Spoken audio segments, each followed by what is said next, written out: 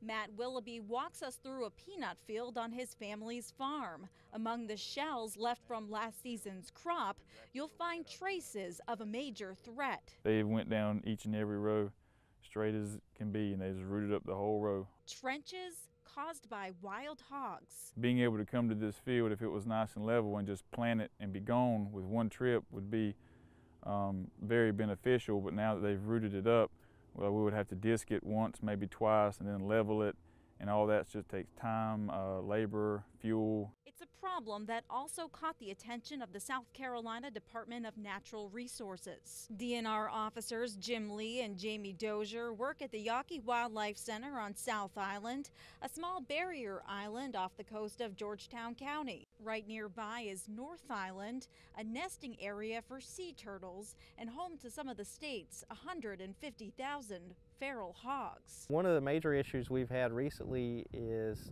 damage to the threatened loggerhead sea turtle nests.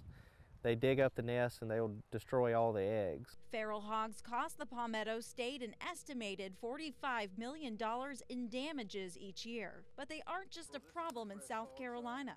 Damage estimates nationwide are around $1.5 billion a year, and the problem just continues to get worse. So why is the number of feral hogs on the rise?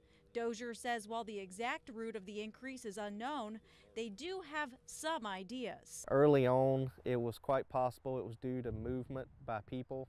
They would trap hogs live and move them to other locations. But the expansion that we've seen in the last several years is far too great for that to be the major issue. So maybe it has something to do with the fact that they're also highly adaptive creatures, developing skills that allow them to live practically anywhere. They can hide pretty easily in fairly open habitat. They can swim. They're good swimmers. And then there's this. Dozier says hogs have the ability to reproduce twice a year. Feral hogs are a species that will be very difficult to totally eliminate because they are so prolific. They're also intelligent, which makes it difficult for farmers like Willoughby to manage the population.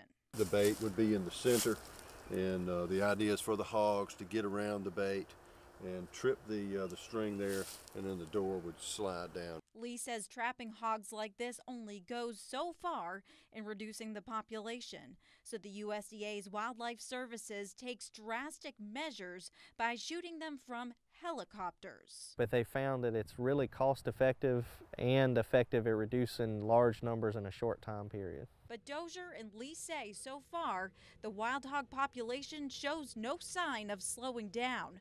So research continues to be critical. In recent years, a wild hog task force has been created, made up of state and federal agencies that work to reduce wild hog populations through statewide research. Reporting in Horry County, April Baker, ABC 15 News.